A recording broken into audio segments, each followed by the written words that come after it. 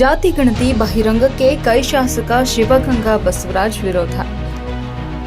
ದಾವಣಗೆರೆ ಜಾತಿ ಗಣತಿ ಬಹಿರಂಗಕ್ಕೆ ಕೈ ಶಾಸಕ ಶಿವಗಂಗಾ ಬಸವರಾಜ್ ವಿರೋಧ ವ್ಯಕ್ತಪಡಿಸಿದ್ದಾರೆ. ದಾವಣಗೆರೆಯಲ್ಲಿ ಸುದ್ದಿಗಾರರೊಂದಿಗೆ ಮಾತನಾಡಿ, ಯಾವುದೇ ಕಾರಣಕ್ಕೂ ಜಾತಿ ಗಣತಿಯನ್ನ ನಾವು ಒಪ್ಪೋದಿಲ್ಲ. ಜಾತಿ ಗಣತಿ ಸಾಕಷ್ಟು ಗೊಂದಲದಿಂದ ಕೂಡಿದೆ.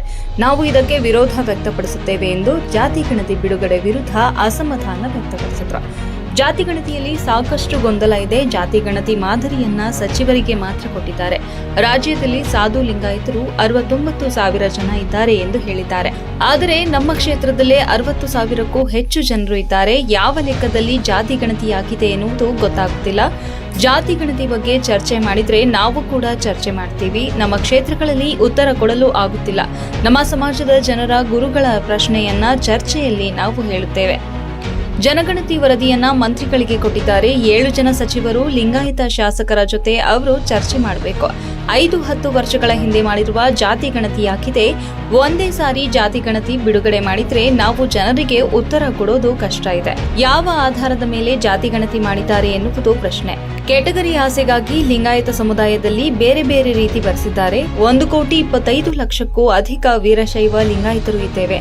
ಮೊದಲು ಜಾತಿ ಗಣತಿ ಬಗ್ಗೆ ಕ್ಲಿಯಾರಿಟಿ ನೀಡಿ ಬಿಡುಗಡೆ ಮಾಡಲಿ. ಮುಸ್ಲಿಮರಲ್ಲಿ 4-5 ಪಂಗಡ ಇದೆ. ಎಲ್ಲಾ ಮುಸ್ಲಿಂ ಎಂದು ಬರೆಸಿದ್ದಾರೆ. ಯಾವ ಜಾತಿ ಓಲೈಕೆ ಮಾಡುವುದು ಇದರಲ್ಲಿ ಏನಿಲ್ಲ. ಯಾವ ಜಾತಿ ಎಷ್ಟು ಜನ ಇದ್ದಾರೆ ಎನ್ನುವುದು ಪಾರದರ್ಶಕವಾಗಿ ನೀಡಲಿ. ನಮ್ಮ ಶಾಮನೂರು ಶಿವಶಂಕರಪ್ಪನವರ ನಿಲುವಿಗೆ ನಾವು ಸಿದ್ಧ. ಅವರ ಬೆಂಬಲಕ್ಕೆ ನಾವು ಯಾವಾಗಲೂ ನಿಲ್ಲುತ್ತೇವೆ. ಬಿಡುಗಡೆ ಮಾಡುವ ಬದಲು ಮೊದಲೇ ಚರ್ಚೆ ಮಾಡಬೇಕು. ಬಿಡುಗಡೆಗೂ ಮುನ್ನ ಚರ್ಚೆ ಮಾಡಿದ್ರೆ ಒಳ್ಳೆಯದು. ಬಿಡುಗಡೆ ಮಾಡಿ ತಿದ್ದುಪಡಿ ಮಾಡಿದ್ರೆ ಅದು ಸರ್ಕಾರಕ್ಕೆ ಮುಜುಗರ ಎಂದು ಚನ್ನಗಿರಿ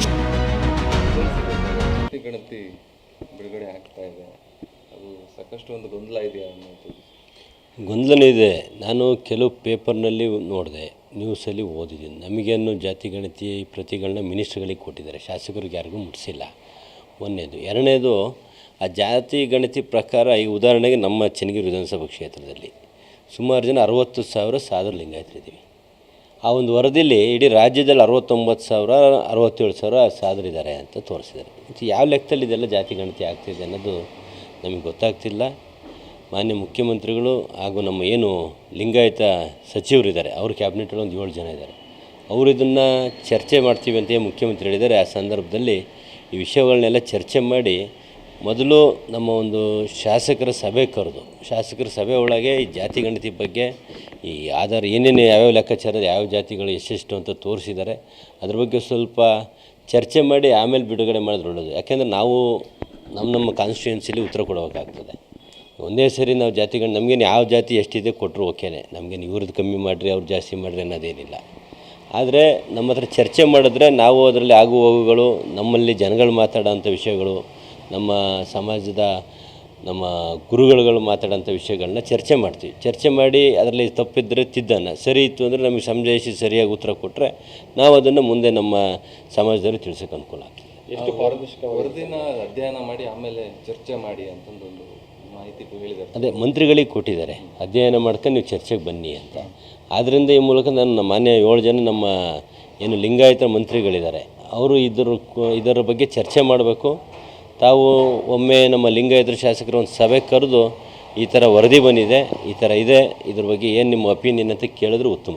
ಅದೇ ಬಿಟ್ಟು ಒಂದೇ ಸೇರಿ ಏನಾದ್ರು ಜಾತಿ ಗಣತಿ ರಿಲೀಸ್ ಮಾಡಿದ್ರೆ ನಾವು ಉತ್ತರ ಕೊಡೋದು ಸಮಸ್ಯೆ ಆಗ್ತದೆ. 10 ವರ್ಷದ ಹಿಂದೆ ಮಾಡಿರೋದು ಯಾರ ಮನೆಗೂ ಕೂಡ 2015 ಅಂತ ಇದರಲ್ಲಿ ಟಿ ವಿಲಿ ನೋಡಿದೆ. ಬಟ್ ನಮ್ಮನೆಗೆ ಬಂದಿಲ್ಲ, ನಾನು ಅವತ್ತಿಂದನೂ ಹೇಳ್ತಾ ಇದ್ದೀನಿ. ಆದರೆ ಇದು ಯಾವ ಲೆಕ್ಕದಲ್ಲಿ ಜಾತಿ ಗಣತಿ ಮಾಡಿದರೆ ಅನ್ನೋದು ಗೊತ್ತಾಗಿಲ್ಲ. ಇದನ್ನು ಸ್ವಲ್ಪ ಚರ್ಚೆ ಮಾಡಿ ಬಿಡುಗಡೆ ಮಾಡಿದ್ರೆ ಸಾರ್ವಜನಿಕವಾಗಿ ಒಳ್ಳೆಯದು ಅಂತ. ಈಗ 2015 ಮಾಡಿದ್ರೆ ಈಗ 10 ವರ್ಷ ತನಕ ಕೂಡ ಯಾವ ರೀತಿ ಪಾರದರ್ಶಕವಾಗಿರುತ್ತೆ ಅಂದರೆ ಅಲ್ಲಿ ತನಕ ಕೂಡ ಏನು ಬದಲಾವಣೆ ಆಗಿಲ್ವಾ ಅಂತ. ಅದೇ 2015 ಜಾತಿ ಗಣತಿ ಅಂತಲೇ ಬಿಡ್ಬೇಕಂದ್ರೆ ಇವತ್ತು ಜಾತಿ ಗಣತಿಲಿ ಜಾತಿಗಳು ಜಾಸ್ತಿ ಆಗಿರ್ಬೋದು.